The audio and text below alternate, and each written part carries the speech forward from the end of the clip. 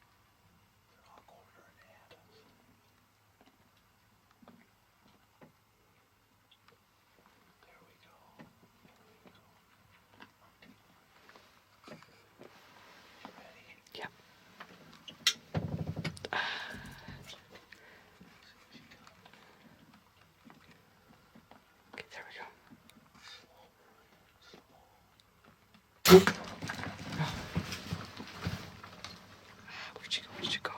Straight ahead. Off to the left there, I went right through her.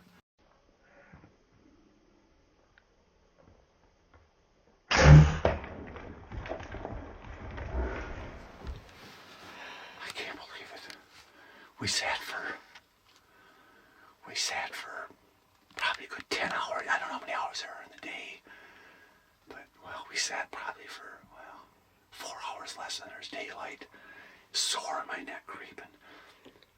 It's just amazing. Nothing. And we couldn't get nothing. You got animals all around you all the time.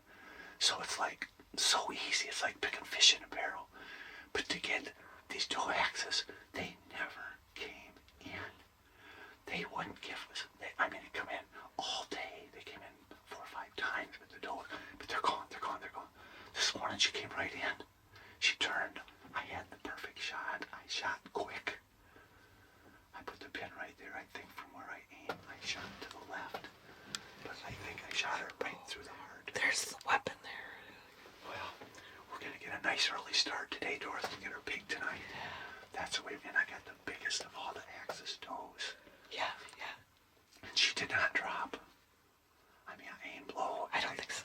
And it happened so fast. I think from where I aimed, I hit about 3 inches. Good job. Let's see a thumbs up. Well, we haven't got her yet. Oh, well. But she ran. Yeah. She ran real low. Yeah. I hit her real low. The arrow went right through her, skidded over. See the arrow there, Doris? See the light in that? I did. Yeah, right away. Okay, so what we should do is look away from it, even way back here. Get this hot on it. Yeah, really. You can take a photograph of the camera, too. Yeah. What I think we'll do is wait to see if a hawk comes in, Doris. Okay. We'll wait about, let's wait about 45 minutes. We'll wait about 45 minutes in case a hawk comes in.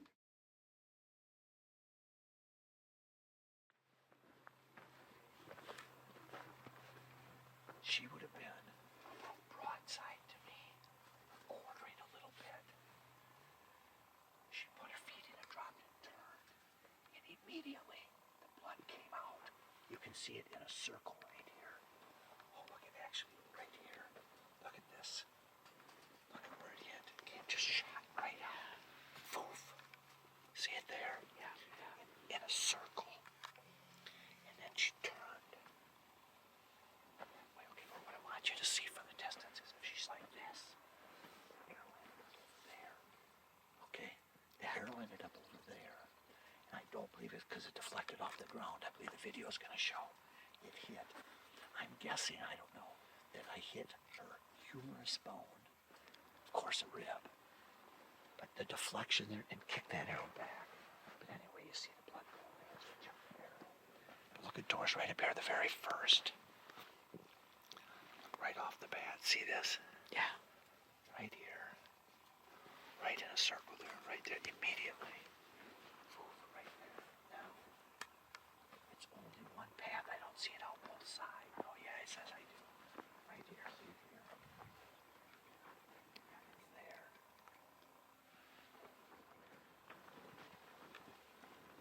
It's all dusty here. It's dusty, but I mean, it's... Okay, now the fact, the blades don't show any serration on them at all. None. So, generally if you hit a rib with these broadheads, that does not affect them very little. But the fact that there's not anything bigger in there makes me think I probably didn't hit the humerus, but it did kick. It's covered with blood. It's covered with dirt too, so I'm gonna wash it off. But it's solid blood. So in my opinion, we're gonna see. But you gotta get me. In my opinion, she shot right through the middle to the top of the heart, to the lower, where I think I hit her. We'll see. We're 40 yards from where she was shot. Yeah, we're 40 yards, and I stop here. Look at, there's fine blood right here. See, just this little bit here. And then I stop and look up ahead, and look at those cactus. Look at those cactus. Can you see that? Yeah, look at that. I mean, fine blood, and then look at how she opened up. Look at this. Look at that. Did you see that, Doris? Yeah. Look at the cactus up there. And okay, now right now, we are probably from where she was shot.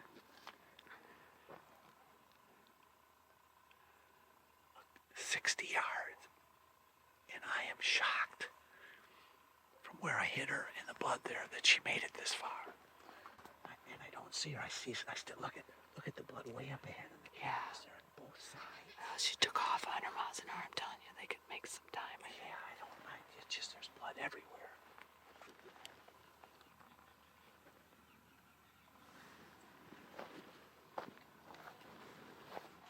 Yeah, blood everywhere. She went.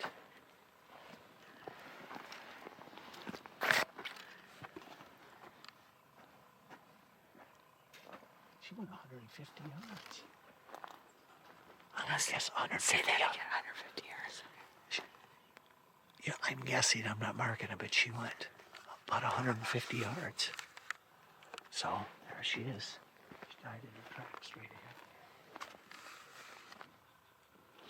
Look at the bubbles here, babe. Coming out of her quick. Get her here in the video quick. Yeah. She won the shot.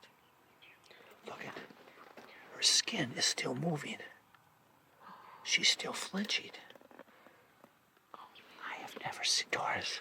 Look at that. Her skin is still flinching. Hold the camera.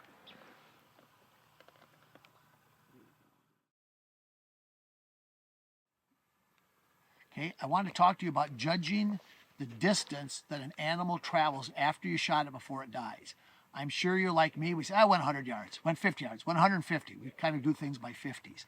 Well, I shot this doe. I believe I shot her through the heart. That's what I thought when I shot her, when I looked at the video. I put my finger in the hole, so I believe she went through the heart. I didn't figure she'd go very far. I had a great blood trail. I was shocked. She kept going and going and going. And I go, wow, look how far she went. I'll bet she went 150 yards. So then I thought, wait a minute. I'm in the business of what I'm doing now, being the anatomy hunter, of all aspects of harvesting animals. And so I want to know, well, wait a minute, how can a person in the field, without a tape measure, measuring it all out, how can you quickly judge and be fairly accurate of what the distance is? Well, here's what I did. I know when I'm out hunting, and I put a marker out at 20 yards, because I use one pin, 20 yards, I walk out 23 and a half steps. That equals 20 yards. So I thought, well, okay, I'll walk this. So what I did is I walked all her steps. I didn't write it down, so I don't know what the number is. I divided that by 23.5. That gave me how many 20-yard increments that she went. I then divided the 20-yard increments by 20. Bingo, 102 yards she went. So when I would have told you, if I wouldn't have done this, she went 150 yards, shot through the heart. She actually only went 102 yards. And so I can put that down, the mathematical formula later, but it's going to be, as long as you have a phone with you or you just record, it's a real simple way of just walking things out, finding how far they actually went. The catch is you need to know just normal, regular walking steps, how many of those you have in 20 yards. And every hunter, it's something I've never seen written down, I'm sure it is. Everybody should know. Instead of having to use a laser rangefinder, like I got a laser rangefinder with me. Oh, you want to know what? I don't know where I put it because we've been living for all 3 weeks in a pickup truck. And I've got it somewhere, but I don't have it now. But wherever I go hunting, I just got 23 and a half steps. I put a number of sticks. In fact, Doris, I thought I shot her at 15 yards. I went back to the pile of sticks that I had out, and guess what? She was 18 yards. Not that that's a big deal, but she was at 18 yards, and we were up about 6 feet high. So that's going to be able to give me my trajectory angle, which is going to help me with my entrance and my exit. So there's a little tip for the day.